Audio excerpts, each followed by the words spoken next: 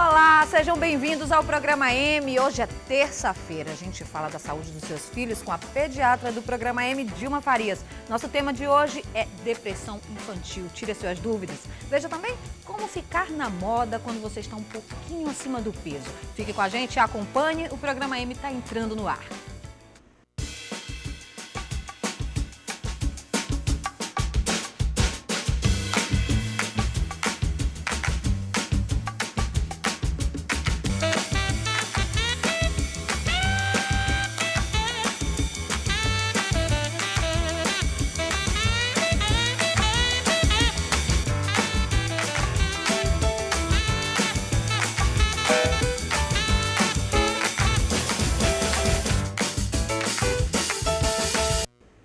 Boa tarde, eu sou Paula Veloso e o nosso Programa M já está no ar. Hoje a gente conversa sobre a depressão infantil. O transtorno mental que mais atinge pacientes no mundo se aproxima das crianças, mas pode ser tratado. E quanto mais cedo, melhor. A pediatra Dilma Farias dá dicas sobre como reconhecer os sintomas e como tratar aí a doença, né, Dilma? Boa tarde. Boa tarde, Paulinha, tudo bom? Tudo jóia. Vamos conversar hoje sobre, vamos dizer assim, sobre esse transtorno que é um tanto difícil de reconhecer na criança, porque a criança não tem noção. Ela acha que está triste e que é só uma tristeza. É diferente de reconhecer como é no adulto, né? Nós nem classificamos como depressão infantil. É o transtorno depressivo da adolescência e da infância e da adolescência. É um transtorno muito difícil porque a sintomatologia ela não é típica. Ela é uma sintomatologia atípica. Não é como uma doença que tem febre, dor, não. São sintomas que vão aparecendo, vão surgindo e que a gente observa pelo transtorno, pela variação, principalmente no humor da criança, nas atividades da criança. Ela passa a não fazer as atividades corriqueiras, brincar, ela já não tem mais tanto interesse para a escola, ela não tem interesse de se alimentar. Então, são quadros que às vezes confundem. Você tem que entender o seguinte, não é, por exemplo, hoje ela está chateada, hoje ela está birrenta, hoje ela está rebelde, e não, ela está depressiva. Não, o transtorno depressivo é um processo que acompanha a criança num determinado tempo. Ele se instala na criança. E você reconhece. Passa desapercebido dos pais, porque nem todo mundo quer aceitar que seu filho está com sintomas de depressão. Né? Por ser uma doença estigmatizada, por você achar que, por você ser, teu filho é depressivo, isso já é doença mental. Não é assim. É uma fase que a criança está passando. Como você mesmo falou, quanto mais cedo o diagnóstico, melhor né? Para você fazer o acompanhamento, mesmo porque é uma doença que vai afetar mais na adolescência. Entendi. Né? E aí na adolescência ela se torna um pouquinho mais perigosa, porque ela vem com ideias meio mais complicadas. O adolescente, ele já tem uma vida mais tumultuada por conta dos hormônios. Tudo já é mais dramático, tudo já é mais difícil, imagina, né? É over. Então, para ele potencializar com um processo depressivo, ele chega a botar a própria vida em risco. Mas tem características, Dilma, coisas assim que são típicas dessas crianças ou desses adolescentes, que a gente pode olhar e já ficar Não, por ligado? exemplo, seu filho, dependendo da idade. Por exemplo, crianças muito pequenininhas. Você vê uma criança muito pequenininha, muito ativa. De repente, ela começa a ficar muito agitada, brinca, não para ver o desenho, não se concentra. Aquela coisa está se prolongando, passam semanas, e a mãe está achando que ele está... deve estar acontecendo alguma coisa com essa criança na escola. Eu vou na escola procurar saber se tem alguém, se ele sofreu algum bullying, se tem alguma coisa com a professora, e não vê que dentro dele, a manifestação de alguma coisa que está dentro dele mesmo, pode ser alguma coisa até familiar, e ele transforma na hiperatividade, ele chama atenção para aquilo. Existem sintomas mais clássicos, que é a perda de apetite, perda de sono, a criança fica com sono agitado. Iniciativa de fazer as coisas? Não, sem iniciativa, uma apatia, né? Uma criança apática, você chama para ir brincar, você chama para fazer uma coisa, não quero, você pensa até que ela está começando a ficar doente, você transfere ele pode transferir para dores, aquela criança começa a reclamar de dor, está doendo aqui, não existe a dor. Meio que cria, assim... Ela somatiza para o organismo, né? Então, são coisas assim que você percebe, e aí você vai observar, por exemplo, uma mudança de casa. Às vezes os pais acham que mudar de casa não seja um problema para uma criança, e às vezes é. Ora, pede os vizinhos, pede os amiguinhos, mudar de escola, separações. Sim. Tudo isso tem que ser visto, tem que ser dado o valor necessário para isso. Porque a criança, ela passa, aquilo ali pode passar desapercebido para os pais. Pode achar que é uma bobagem. Mas dentro dela, aquilo ali está se transformando num problema sério. Na verdade, nada é bobagem hoje em dia para ninguém, né? Às vezes uma mudança como essa, às vezes acaba sendo um pouco triste até para a gente que é adulto, imagina para uma criança, né? Eu falo sempre no consultório que o bom senso faz parte de tudo, né?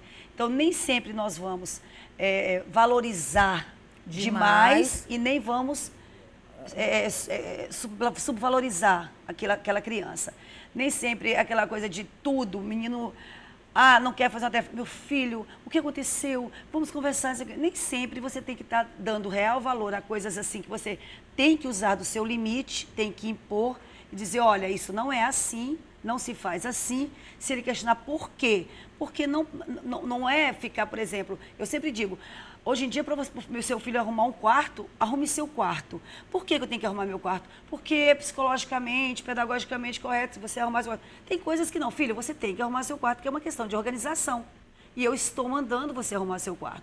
São questões de botar o limite, certo? Agora, tem coisas que você tem que conversar. Tem coisas que você não pode simplesmente tapar.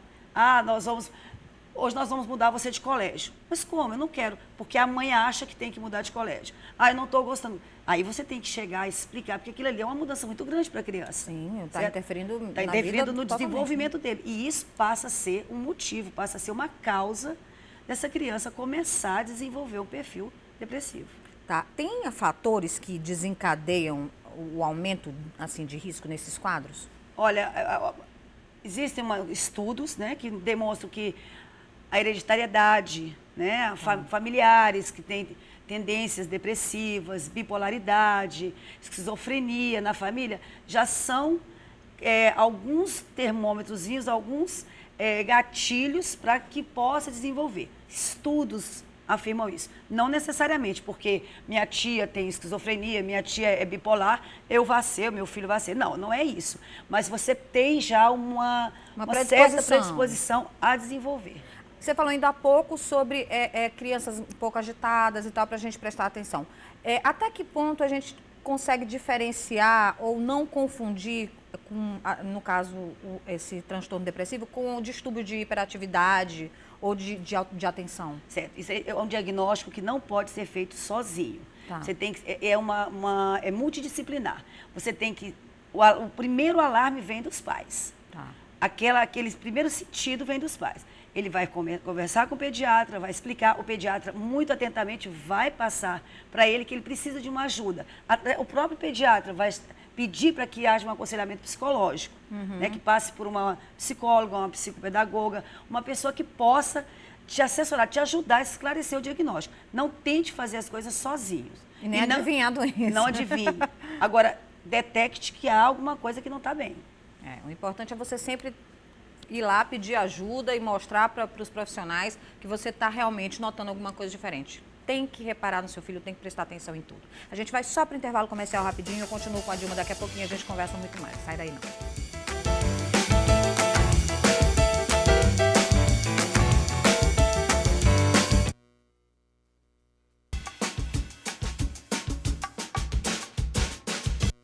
Estamos de volta com a pediatra Dilma Farias, tirando suas dúvidas aí sobre a depressão infantil ou o transtorno depressivo, não é isso? Da infância e da adolescência. Vamos aprender. Bom, a gente já tem aqui uma pessoa que está falando aqui no Facebook, é o seguinte, a Liliane Neves, ela está assistindo o programa agora, ela falou o seguinte, estou muito preocupada com a minha filha de 8 anos, ela está com dificuldades para se relacionar com os novos colegas de escola, nós trocamos de escola, não quer participar das brincadeiras, sinto que ela se sente inferior aos colegas e depois das aulas, quando chega em casa, se isola no quarto e passa as tardes inteiras desenhando e brincando sozinha. Agora, ouvindo vocês, eu acho que achei o motivo. Será que ela está com depressão? Olha, Liliane, né? Liliane Neves. O importante é você detectar que alguma coisa não está bem com ela. Nessa idade de 8 anos, uma mudança de colégio, ela é extremamente... Porque ela já fez a turminha dela no colégio anterior. Se mudou, algum motivo realmente teve, né? Primeira coisa que tem que ficar muito claro para a criança é o motivo da mudança. E ela tem que aceitar isso. Você tem que fazer com que ela entenda o porquê que vocês mudaram. Se foi por cidade, se foi o método de ensino. A partir desse ponto, você vai explicando a ela que os colegas novos, a mudança de professor, tudo isso vai se adaptando, é uma questão de tempo. Agora, sozinha, se você não estiver conseguindo sozinha, procure, sem o menor medo, o apoio de um psicólogo. Procure, porque o profissional, ele sabe direitinho tirar da criança coisas que os pais, às vezes, não conseguem. Porque na família é mais difícil a criança se abrir, se soltar, pelo próprio fato de ser pai e mãe, de não querer contar, de ter medo. Ter vergonha. Ter medo de uma repressão. Agora, com um profissional, não. O profissional sabe como lidar com isso. Eu, no consultório, às vezes, eu detecto as coisas antes até dos pais e peço. Imediatamente já começa a fazer o tratamento, o psicólogo consegue contornar toda a situação. Então, existe aí um problema, realmente, ela está ficando introspectiva, isso pode afetar o organismo, porque já começa a alterar o sono, o apetite, isso só tende a piorar. Não é que ela esteja depressiva, ela não está no quadro, porque parece que foi há pouco tempo, né? Ela já está aqui no momento que ela, tipo, não quer participar das brincadeiras na escola. Mas ela deve ser uma coisa pontual agora. Ela está sentindo que ela se sente inferior aos colegas. Pronto, uma questão de autoestima, né? Então, tudo isso, o não acompanhamento, a perpetuação dos sintomas, leva à depressão. E o quadro depressivo instalado é muito mais difícil. Tem como tratar, mas é mais difícil. Porque aí a própria criança começa a se prejudicar. Então, nesse momento que você detectou, procure ajuda. Procure ajuda de um psicólogo, de um pediatra que possa te orientar para você tirar desse quadro. Agora, Dilma, são sempre fatores externos que podem causar esse transtorno ou não? Alguma coisa dentro da pessoa mesmo, sentimentos, em crianças, uma coisa bem interna não, e tal? Em crianças, como a criança está em desenvolvimento, tanto físico, emocional, psicológico, neurológico, ela ainda está naquela plasticidade que a gente diz, que ela está se desenvolvendo ainda, esses sintomas eles não podem vir de um clique. Eles dependem de fatores externos para poderem acontecer. Agora, numa fase mais, por exemplo, a partir dos 10, 12 anos, pode ser que, de repente, a criança, o gatilho dispare. Ela já tenha guardado desde a infância e, sem um motivo qualquer, ela entre num surto, numa crise depressiva, pela própria pré-adolescência. Mas bebê não. A criança, o que eu chamo bebê, o pré-escolar, 3, 4, 5 anos. A partir de que idade pode desenvolver mais ou menos isso? Tipo, 4, 5 anos? Não, de 2 anos para frente. É? De 2 anos para frente, a criança, se ela começar a alterar muito, se aquela criança que brincava muito, não fica apática, ela sente, mas são fatores externos. Entendi. É alguma coisa. Por exemplo, tem casais que brigam na frente de um bebê, achando que o bebê não está sentindo aquilo. Sente. E aquilo fica gravado. Uma discussão, uma briga, uma violência, aquilo ali não fica gravado, porque a memória fotográfica do bebê é muito grande. E aquilo ali fica gravado. Então, depois, quando ele já começa a fazer manifestações, por exemplo, começa a correr, andar, querer mexer nas coisas, aquilo ele começa a somatizar. E para chamar a atenção de uma coisa que estava guardada, ele começa a fazer aquilo persistente. Entendi. E o pai acha, está rebelde, essa criança, esse menino está rebelde, está acontecendo alguma coisa. Ah, com a pessoa... Não. Foi coisas que já estavam trazendo dentro dele. Entendi. Tem como prevenir ou não? É uma coisa que não tem... É aquele tipo de... que nem gripe, aparece. Não. A criança depressiva, a depressão infantil, a prevenção sempre é muito amor, muito carinho, muita conversa, muito diálogo, é a não violência, é o tratar bem, é o cuidar. Por exemplo, criança, hoje em dia eu falo demais, estão amputando a fase infantil da criança. A criança não brinca mais. A criança agora estuda de manhã, estuda de tarde, estuda de noite, é particular, é esporte. A criança não tem tempo mais para sentar, para fazer desenho. A criança não tem tempo mais para brincar. Isso é sobrecarregar. Isso pode levar. Pode desencadear estresse, né? Estresse na criança. Lógico, as crianças vão para a escola muito cedo. Então, isso são coisas que podem piorar, causar, disparar aquele gatilho. Então, não apressar a adolescência, não cortar a infância, viver mais a infância do seu filho. São fatores que, com certeza, ajudarão a não desencadear um processo de depressão na criança. Olha aí, fica aí a dica para você que está em casa. Liliane, muito obrigada pela sua participação aqui. Eu espero que a gente tenha até esclarecido. E se você tiver mais dúvidas aí com a sua filha, qualquer coisa, pode mandar um e-mail para a gente, né, Dilma?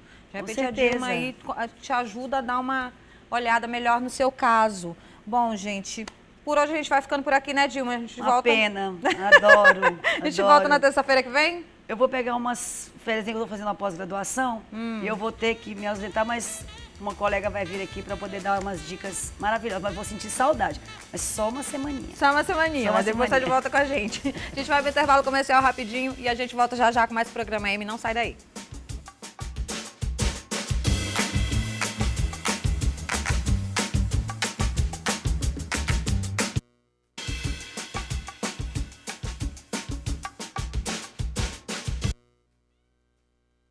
Estamos de volta e agora a Tadna Azevedo, a nossa consultora de moda, vai dar umas dicas especiais para mulheres plus size, que são aquelas mulheres que não têm o corpo padrão, aí 38, por sua própria estrutura corporal, ou então porque está assim um pouquinho acima do peso. A gente sabe o quanto é difícil encontrar roupa ou mesmo montar looks e seguir as tendências quando você não segue os padrões aí estipulados pela indústria da moda. Por isso, o programa M dá as dicas para você. Vamos dar uma olhada.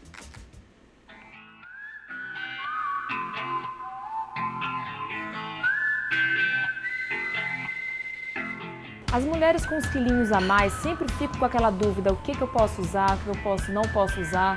E muita gente manda e-mail com um monte de dúvida. Ai, Tadna, eu posso usar uma roupa branca, eu posso usar um max colar, eu posso usar uma saia mais comprida, mais curta, como que é? E hoje eu vou dar pra vocês umas dicas de moda plus size, que é moda para as gordinhas, né? Quem falou que a gente não pode contar uns quilinhos acima, a gente não pode andar na moda? Claro que pode. Eu vou tirar algumas dúvidas e dar umas dicas bem legais pra vocês. E por isso eu vim aqui na Olga, que fica no Shopping da Ilha, e mostrar alguns looks que eu montei aqui com algumas dicas bem bacanas, tá bom? Vamos ver. A primeira roupa que eu vou falar é um vestidinho clássico, um tubinho preto básico, só que ele tem uma manguinha um pouco mais bufante, que ela é drapeadinha aqui do lado, tá vendo? Que dá um volume legal no ombro. É uma dica boa para as gordinhas isso. E na cor branca. Não é muito legal usar um look todo branco, que tá super na moda, mas assim, um vestido todo branco não é legal, mas às vezes uma calça branca com uma blusa preta, uma blusa azul, uma blusa de outra cor, fica legal. Mas uma roupa toda branca não é legal porque aumenta, não tem jeito, dá uma aumentada assim na silhueta, não fica bom. Uma dica boa para quem tá com os quilinhos a mais é usar um max colar, porque além de dar uma iluminada boa no rosto, você tira um pouco o foco, um foco da cintura que não tá muito boa, o quadril é um pouco largo, então ele dá uma iluminada no teu rosto, você fica bem mais bonita, super feminino, tá super na moda, né?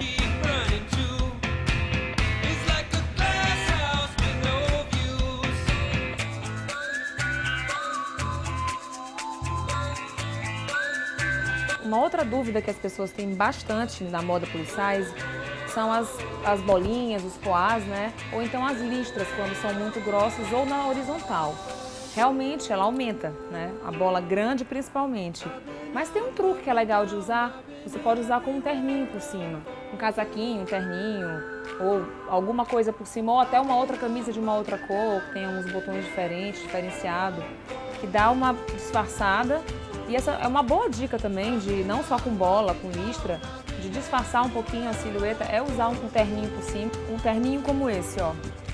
Esse aqui é clássico, bonitinho, esse aqui ainda dobra a manga, sabe? É de linho, uma graça. Ainda dá uma cinturada atrás.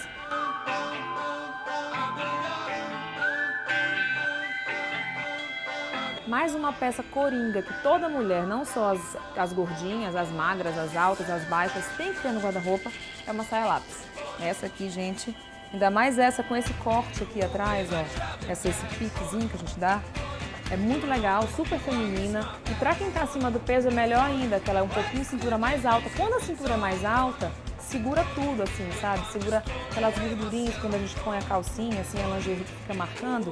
Quando a cinturinha é mais alta, tanto calça quanto saia, ou short mesmo, bermuda, ela aperta um pouquinho mais a barriga, então fica um pouco melhor o nosso corpo, fica mais bonitinho. E a saia lápis, que é bem acima do joelho, bem justinha, a mulher fica super elegante, super bonita, dá uma boa disfarçada nos quilinhos a mais, viu, gente?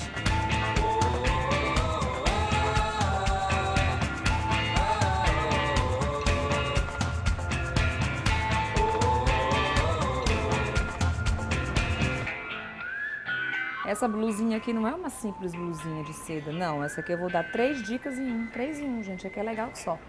Primeiro, o decote em V, né? Então, pra moda plus size, para as gordinhas, é super legal usar decote em V, porque ele alonga isso aqui da gente. Então, geralmente, quando a gente tá mais gordinha, o pescocinho fica menor, né? A gente fica com aquele aspecto, o rostinho mais gordo, aquela coisa, né? Que mulher é fogo. Mulher, se olha no espelho, tá com 3 quilos a mais, acha que tá 15, né?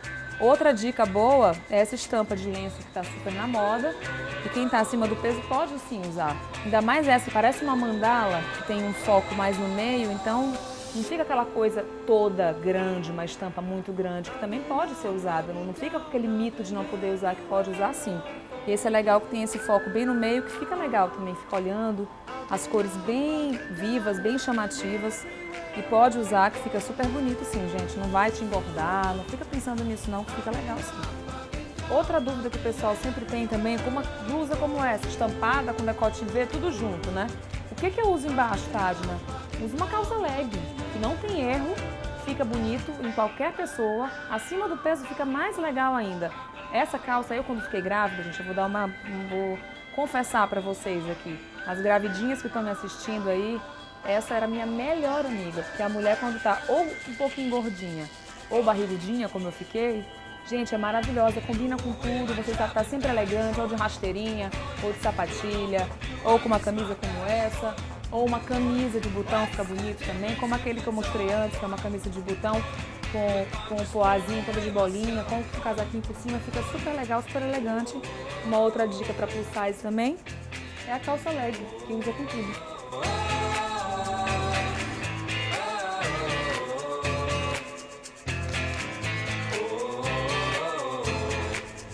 Espero que eu tenha tirado algumas dúvidas de vocês, esclarecido algumas coisas também.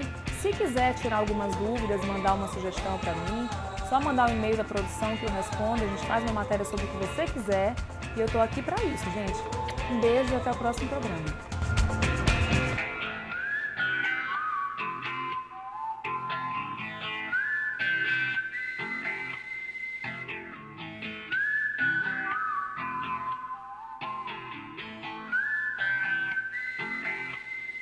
Olha, gente, a gente tá aqui só olhando aqui as dicas da tarde, aprendendo tudinho, né, Dilma?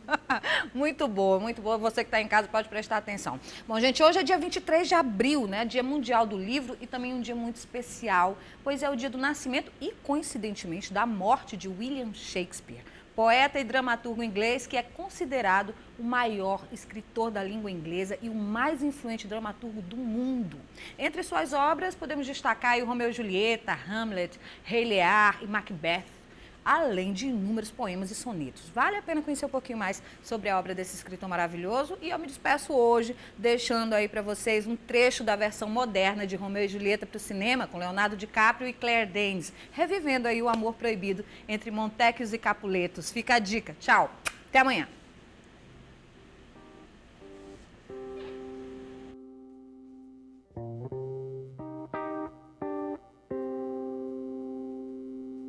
I